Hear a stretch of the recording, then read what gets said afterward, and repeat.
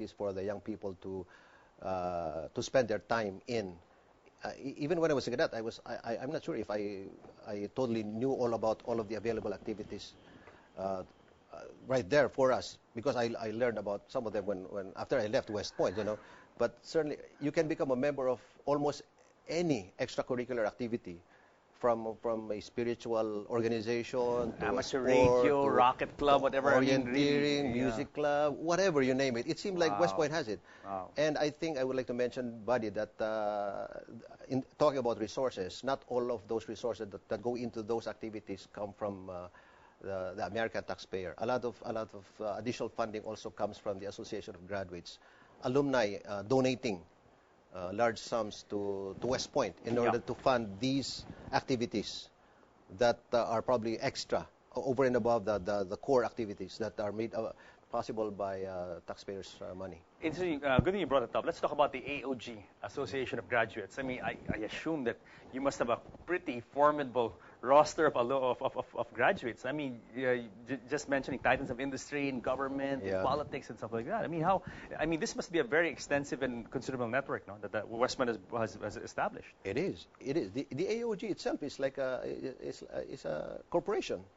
It's organized, and there are actually and many of the alumni get to work for the AOG as professional managers and corporate leaders, and so they manage the day-to-day affairs of all of the things that go into sustaining the West Point experience. You know, the thing that I mentioned about, for example, harnessing resources made available by successful alumni, and many of them are successful captains of industry. Because many of the West Pointers get advanced education. Many of them have graduate business degrees, PhDs, whatever, and so they use these not only in government, but also when they leave, they become CEOs, presidents of the different organizations, and they are able to donate resources if asked by AOG. What is it about West Pointers? Because, you know, West Point have excelled in almost every field, no? My question is, what is it about the Point that produces such, I'll say, such winners? I mean, you know, it really is like a breeding ground for success. Yeah. Well, what is it about it? I mean, of course, you'll probably say that it's self-serving on my part to describe it, but of course, and I am we alumni are living examples. I would say that, you know, West Point is really one of the Ivy League institutions, not only in the U.S. but globally, in terms of the quality of education and training, and leadership training for leadership management for any young person. It's really there's a lot of bonuses that go into attending West Point that prepare you not just for a future as a military officer, but even as a civilian leader and manager. What would you say would be the most valuable lessons that you've learned personally from West Point? I think the motto, duty, honor, country, you know, succinctly and appropriately says it all. Duty. I think one of the traits that we learn from West Point is that wherever we go after we graduate, we leave the portals of the academy.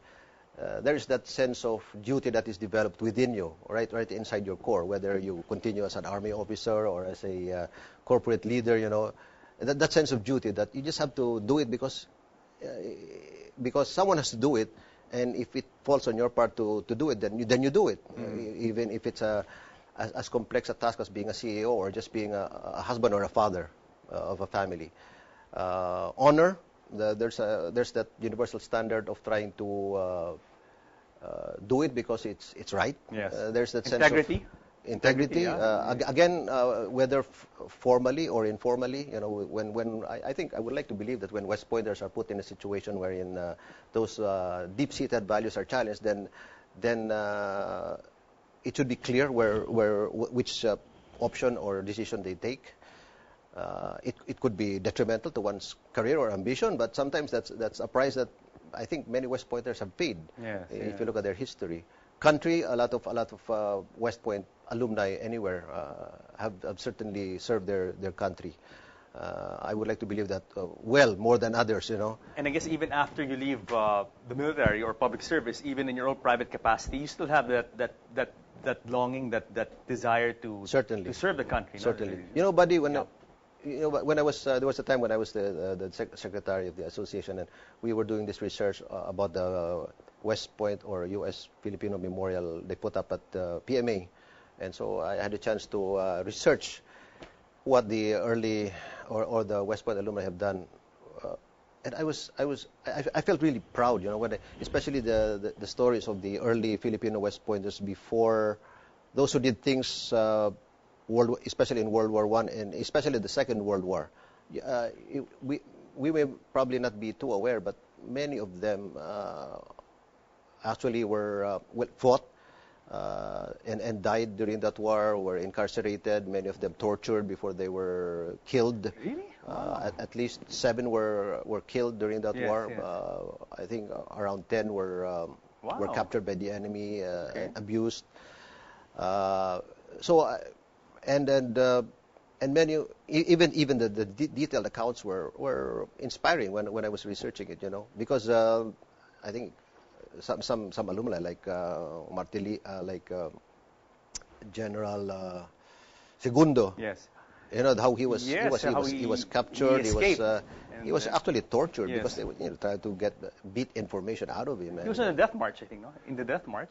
Was he part of the death march? He was killed, but Yeah. but there were others also who became part of Yeah. the death march, and so yeah, just to point out the kind of service that, you know, and of course the American alumni who served their countries during the American Civil War, First World War, Second World War. I wish that you could put all of this in the book. Is there a There's West a lot. Point? Is there a West Point Society of Philippines book? Coffee table